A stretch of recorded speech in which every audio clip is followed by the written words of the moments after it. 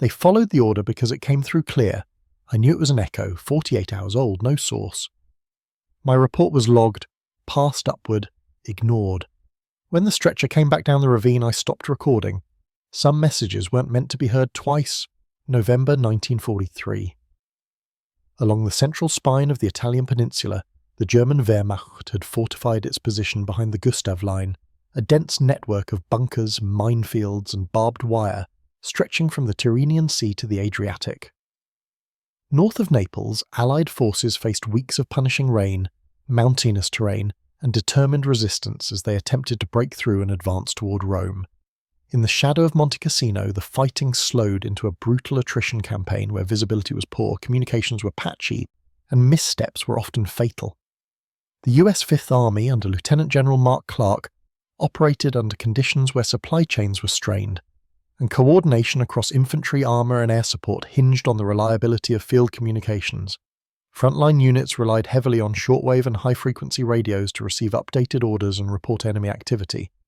But in the valleys and ridges of southern Italy, signal clarity was often compromised. Fog, rain, and mountainous reflections distorted transmissions. The enemy, aware of this vulnerability, engaged in both passive jamming and deceptive broadcasting, adding to the confusion. Corporal Howard Linkletter was stationed near the town of Venafro, assigned to the 32nd Signal Service Company, an intelligence-linked outfit attached to the Fifth Army's G2 operations. Linkletter's role was officially described as radio frequency interpretation and support, a vague designation masking a more specialized function. He was a field radio tuner, trained in the detection and management of signal interference on tactical communication nets. Unlike signal operators who transmitted and received pre-formatted orders or coded requests, Linkletter's task was to monitor specific frequencies, identify anomalies, and make manual adjustments to keep communications functional across rapidly shifting field conditions. He worked inside a modified mobile truck unit, its interior shielded and retrofitted to house a suite of tuning equipment, analog oscillators, and directional antenna gear. The truck had once been part of a civilian broadcast operation in Detroit. Now it carried war maps, spare vacuum tubes, and a battered enamel coffee pot. At 0800 hours, Linkletter began his day as he had for the past 3 weeks, cataloguing radio interference reports filed by infantry companies the night before. The reports were inconsistent. Some noted complete blackouts during attempted coordination with artillery observers. Others mentioned strange echoes or garbled overlays in routine transmissions. More puzzling were the occasional bursts of speech in broken English or slurred Italian, without clear origin. Command staff had initially attributed these anomalies to German counterintelligence efforts. Linkletter wasn't so sure. He examined one frequency, 5.345 MHz, where units operating near San Pietro in Fine had reported duplicate voice transmission during a retreat under mortar fire. The soldiers claimed to hear what sounded like their own unit's call signs repeated back to them, slightly distorted and trailing. No one could determine if the source was enemy deception, atmospheric reflection, or equipment malfunction. Linkletter adjusted the tuning coils on the Hallicrafter's receiver and replayed a captured transmission recorded by a unit operating a few kilometers from the main line of contact. The audio was scratchy, but he noted a faint rhythmic pattern beneath the garbled message. It wasn't Morse code, nor was it a known encryption. The pattern repeated at irregular intervals. He flagged it in his logbook, but received no directive from command to investigate further. For most officers, radio distortion was simply a nuisance, not a priority in an operation where terrain and weather created more visible problems. But to Linkletter, the behaviour of these signals was not just a technical obstacle, it was a language of its own, waiting to be interpreted. That afternoon, during routine maintenance, Linkletter noticed something unusual. The directional antenna array attached to the rear of his unit had shifted slightly in the night wind. When he reoriented it manually, rotating it by 15 degrees to the northeast, he detected a sharp improvement in clarity on a problematic frequency used by the 42nd Infantry Regiment. The change was minor yet significant. Several words, previously lost in distortion, emerged more clearly. "Hold fire," or "Repeat, hold fire, friendly forward." It was a message nearly 3 days old, logged previously as incomplete. The timing suggested that an artillery unit may have fired under faulty assumptions. Linkletter cross-checked the signal logs. Indeed, fire had been called in from a nearby battery at roughly the same time. on coordinates later deemed to have been occupied by a recon element. He made a note in his file, but the chain of accountability was already closed. The after-action report had attributed the incident to environmental interference and procedural confusion. By nightfall, Linkletter returned to monitoring another frequency cluster assigned to units north of Mignano. Rain had started again, falling in hard sheets against the canvas draped over his truck's exposed cables. He adjusted his receiver manually, scanning for patterns, distortions, anything that could signal emerging interference. Then he heard it. Another delayed echo, faint but distinct. A voice, American in accent, repeating a partial message from an earlier report. Not quite a mimicry, but not original either. The tone was flattened, mechanical, as though it had passed through too many amplifiers. The voice said, "Proceeding, East Ridge. Confirmed position." He checked the call sign. It matched a unit already relocated the previous day. It was by all command logs, a message that should no longer be active. The intermittent echoes became a point of concern within Linkletter's personal log, though not officially acknowledged by command. As December set in, the mountainous Italian terrain grew more inhospitable. Cold fog clung to the valleys, disrupting visibility, while freezing rain turned dirt roads into impassable ruts. These environmental challenges only deepened the reliance on radio for coordination between frontline units and rear command posts. In the days following the strange transmission near Mignano, more anomalies began to emerge, some subtle, others alarming. Units across the 5th Army sector continued to report inconsistencies on their assigned frequencies. Messages that were supposed to be brief and tactical, acknowledgements, position updates, requests for fire support, sometimes arrived delayed, incomplete, or overwritten by distorted versions of earlier transmissions. Linkletter spent his shifts comparing audio tapes from the Signal Corps portable recorders. He noticed a strange recurrence. Certain distorted signals appeared to contain fragments of past communications, repeating phrases that had already been logged and acted upon. They weren't full messages, nor were they broadcast with the same signal strength as the originals. They were weaker, slower, and often interlaced with atmospheric static. At first, he assumed that it was a technical quirk, perhaps a harmonic bleed or ghosting effect caused by the multipath propagation, where radio signals bounce off nearby ridges and arrive in multiple fragments. But the frequency consistency, and the fact that they appeared only on certain channels, made that explanation unsatisfying. He sent a request to the battalion signals officer suggesting a review of unit antenna positioning and maintenance of grounding lines. The response was polite but dismissive. No pattern observed. Recommend routine calibration. Continue monitoring. Meanwhile, reports from forward observers grew more urgent. On at least 2 occasions, Linkletter identified instances where interference delayed artillery calls by critical minutes. In one, the 135th Infantry had requested suppression fire while advancing through a saddle east of San Vittore. The message, transmitted clearly by their radio operator, failed to reach the artillery command post in time.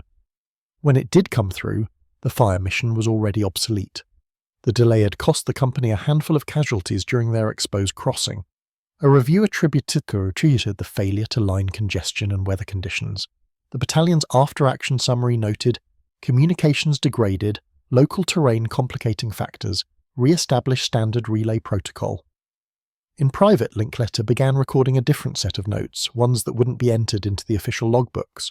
He titled the document Persistent Fragments and detailed every anomalous transmission he encountered: timestamp, frequency, content fragment, strength, and proximity to prior known communications. A pattern began to form. The fragments almost never appeared on primary channels. They surfaced on alternate or fallback frequencies, ones designated for redundancy, not constant use. It was during a late shift on December 12th that the implications began to trouble him. A unit of the 3rd Ranger Battalion had relayed a coded message confirming a completed demolition near the Rapido River. Hours later, on a different frequency and in distorted form, a near-verbatim version of that message resurfaced, reaching a British artillery post northeast of Cassino. The British officers, unfamiliar with the context, treated it as a new report and redirected their coverage accordingly, leaving an exposed flank briefly unprotected. This incident was quietly buried in the command logs, with no formal acknowledgement of message duplication. Linkletter only learned of the details through a trusted contact in the Royal Signals Detachment who visited his station to swap parts for a faulty receiver. The British sergeant, an older man from Portsmouth, called it a ghost in the wire before shrugging and moving on to more tangible concerns. Linkletter, however, didn't move on. He submitted a second, more technical report, this time directly to the G2 signal coordination team, including detailed waveforms and sideband analyses suggesting delayed signal reflection or intentional rebroadcasting. Again, the reply came several days later, noting that his concerns were outside the scope of current tactical priorities. By mid-December, the gap between what the equipment was doing and what doctrine said it should be doing had widened considerably. Linkletter observed that certain fallback frequencies, particularly those assigned to backup channels during field maneuvers, were more prone to these fragmentary returns. He began cross-referencing terrain elevation maps with recorded anomalies and noticed a geographical correlation. Echoes often emerged near narrow valleys or behind ridges with limited line of sight. These were locations where frontline units were most vulnerable and reliant on timely communication. Inside his truck, lit by the dim glow of indicator lamps and rain diffused through the canvas roof, Linkletter made a quiet adjustment. Without official authorization, he began leaving his receiver tuned to one of the fallback frequencies even during standby periods, recording continuously. He wanted to capture what the logs were missing. What he found unsettled him further. In the early hours of December the 17th, he played back a recording that contained a scrambled voice transmission. After filtering out the static, the message was partially intelligible. Flank holding, move now, gears left slope secure. That phrase matched a message transmitted 27 hours earlier by a company pinned down near Monte Lungo. The original had been logged as received and acted upon. There was no reason for it to reappear. Yet here it was, weaker and warped, riding on a fallback frequency with no sender identification. Linkletter cross-checked again. No unit had retransmitted that message. No training exercises had taken place. It should not have existed. The deeper problem was this. In the chaos of battle, even distorted guidance could be mistaken for current orders. Troops under fire, desperate for direction, might treat a clear phrase, however out of place, as valid. And the radio operators, trained to trust their equipment, often lacked the means or time to verify source origin before acting. As more field units reported strange overlaps and contradictory transmissions, Command began issuing revised procedures for frequency rotation and identification protocols. But the updates arrived slowly and often failed to reach all detachments. In the meantime, Linkletter's recordings continued to accumulate, echoes of orders already given, already acted upon, repeating themselves into the static. He could no longer tell whether the problem was a byproduct of atmospheric complexity, enemy manipulation, or a flaw in the communications network itself, but he knew this. The field was listening, and what they heard, they trusted, distortion or not. January of 44 brought renewed Allied pressure along the Gustav Line. The Anzio landings had occurred weeks earlier, opening a second front, but German resistance remained firm in the mountains south of Rome. In the interior valleys near Cassino, American and British units continued to advance in short, costly movements, often measured in meters rather than miles. Communications discipline was emphasized in every briefing. Radio silence, authentication codes and strict frequency allocation were repeatedly reinforced, yet the anomalies did not diminish. By this stage, Corporal Linkletter had accumulated dozens of hours of recorded transmissions, most of them unremarkable, some marginally degraded, and a smaller number distinctly abnormal. These latter recordings shared consistent characteristics: delayed repetition, partial phrasing, reduced signal strength, and absence of originating call signs. They did not resemble German propaganda broadcasts or known deception techniques, nor did they fit neatly into the established explanations of atmospheric skip or equipment failure. On January the 9th, during preparations for renewed assaults toward Cassino, Linkletter noticed a procedural change. Several infantry regiments were issued temporary authorization to rely on fallback frequencies during periods of heavy fire, when primary channels became saturated. The intent was practical: reduce congestion, maintain command continuity. The unintended consequence was immediate. Fallback frequencies, previously quiet, lightly monitored, became active, and with activity came interference. Linkletter listened as a battalion command net struggled to coordinate a night repositioning. Amid overlapping transmissions, a clear instruction cut through. Advance 200 yards. Enemy withdrawal confirmed. The message was calm, authoritative and phrased according to standard doctrine. The problem was timing. Linkletter recognized the wording. It matched a transmission logged nearly 48 hours earlier during a probing attack that had already failed. He alerted the duty signals officer at division headquarters, recommending immediate verification before action. The officer acknowledged the message but responded that frontline units were already moving and that no contradictory information had been received. The advance went forward. By dawn, reports indicated unexpected resistance and higher than anticipated casualties. The official explanation cited faulty reconnaissance and misjudged enemy strength. No mention was made of the radio message that had prompted the movement. For Linkletter, this marked a turning point. Until then, the distorted transmissions had been treated as technical curiosities, nuisances to be catalogued and filtered out. Now, they had demonstrable operational impact. He made an unofficial decision. Without altering equipment settings visible to command inspection, Linkletter began manually adjusting his monitoring routines. He prioritized fallback frequencies during peak combat hours, even when protocol dictated otherwise. He began annotating his recordings with contextual notes, unit positions, weather conditions, terrain features, drawing connections between where messages originated and where echoes later appeared. He also began quietly sharing his observations with a small circle of experienced radio operators at the regimental level. These were men who had seen enough combat to trust experience over manuals. He did not present theories. He simply advised caution, verify timestamps, confirm call signs, question clarity that arrived too easily. One sergeant from the 36th Infantry Division later remarked that the advice was odd but not unsound. Another dismissed it entirely, insisting that a clear order is a clear order. In the final weeks of January 1944, conditions in the Central Italian front grew increasingly chaotic. Allied High Command had begun accelerating operations ahead of a renewed push toward Monte Cassino, while also managing the complexities introduced by the recently launched Anzio landings. With multiple fronts active and terrain-imposed fragmentation of forces, command structures relied more heavily than ever on coordinated radio communication. This dependence strained the signal architecture already weakened by terrain, weather, and equipment fatigue. Units began reporting an uptick in confusing or duplicated messages, some minor, some operationally significant. Not all of them could be explained. Corporal Linkletter, operating his converted monitoring truck behind the 34th Infantry Division's axis of advance, continued his unofficial practice of cataloguing fallback frequency anomalies. His findings were no longer anecdotal. He had accumulated over 100 unique instances of message duplication or distortion over a 3-month period, none with verified legitimate origin. He presented a new, formal report to the division's chief communications officer.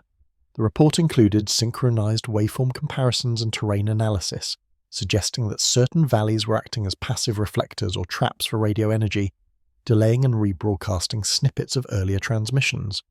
Though cautiously worded, the report acknowledged the possibility that operational decisions were being made based on expired or contextless instructions.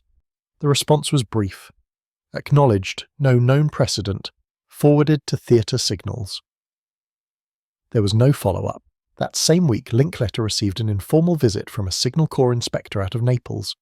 The man introduced himself only as a liaison evaluating efficiency and adherence to frequency discipline. His questions, however, focused more on Linkletter's monitoring setup than on procedure. He asked if unauthorized frequency usage was being logged. He requested recordings of fallback channel interference. He reviewed the equipment, said little, and left without explanation. 2 days later, Linkletter was reassigned. The order came quietly and without cause. He was to report to a rear echelon signals depot near Caserta, pending reallocation of personnel following rotation losses. No disciplinary note was attached, but no justification was given. He packed his gear in silence. Before departing, he left his compiled recordings with a non-commissioned operator he trusted, a young staff sergeant in the 36th Division Signal Detachment.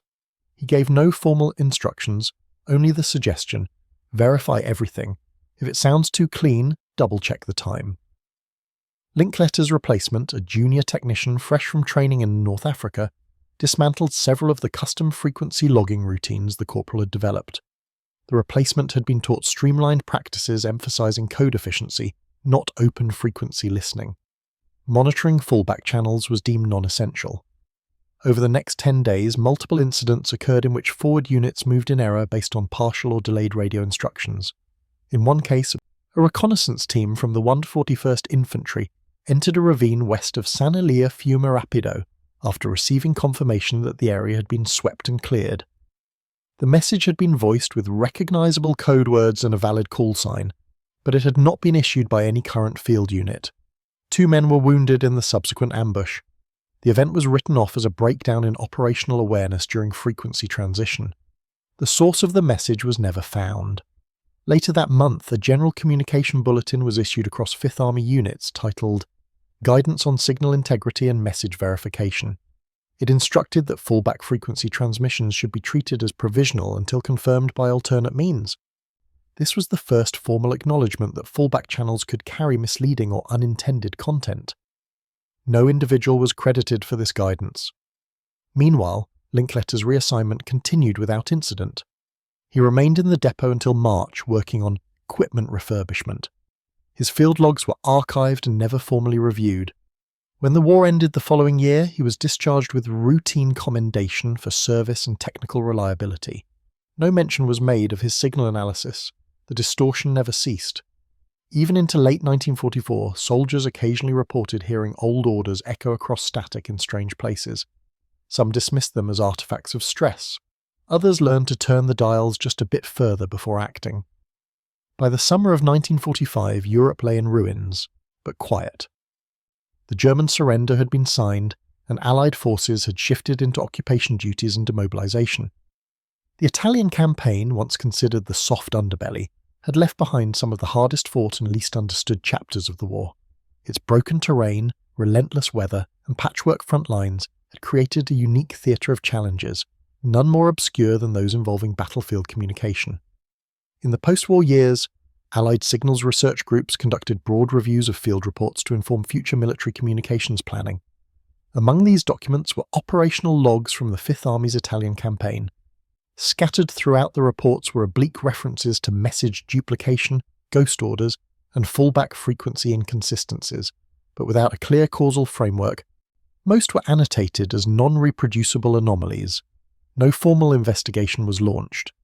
The 3132nd Signal Service Company, to which Corporal Howard Linkletter had belonged, was quietly deactivated in late 1945. Its records, like those of many specialized units, were archived without fanfare. Linkletter himself returned to civilian life, resuming work as an audio technician for a local broadcaster in Michigan. He spoke little of his wartime service. In a declassified internal memorandum dated in 1947, the US Army Signal Corps briefly noted a phenomenon encountered during the Italian campaign. Instances of unintended repropagation of previous transmissions under constrained atmospheric and terrain conditions observed correlation with fallback frequency utilization. Further study not pursued due to operational obsolescence. It was the closest official recognition that something unusual had occurred. For the soldiers on the ground, the issue faded into the background noise of wartime memory. Orders received were followed. Mistakes were attributed to fog, fatigue, or human misjudgment. Communications improved in later campaigns as equipment advanced and procedures tightened. Few remembered the brief period in Italy when fallback frequencies whispered old commands distorted by terrain and time. The recordings left behind by Linkletter did not circulate beyond a few informal exchanges. Some were reused for training demonstrations on signal clarity. Others were lost or discarded during post-war storage reductions. One reel, labelled S. Pietro Dec 1943, was eventually deposited in a university archive as part of a general donation of war-era radio material. It was miscatalogued as a German broadcast and left unexamined. Decades later, a graduate student studying early field communications came across the reel. Curious about the static-laden fragments, she digitized the tape. Among the unintelligible sounds were 2 clear words, repeated with mechanical clarity. Advance confirmed. She noted the file, labelled it accordingly, and moved on. Corporal Howard Linkletter died in 1989. His discharge papers noted service in Italy, a good conduct medal, and expertise in radio operations.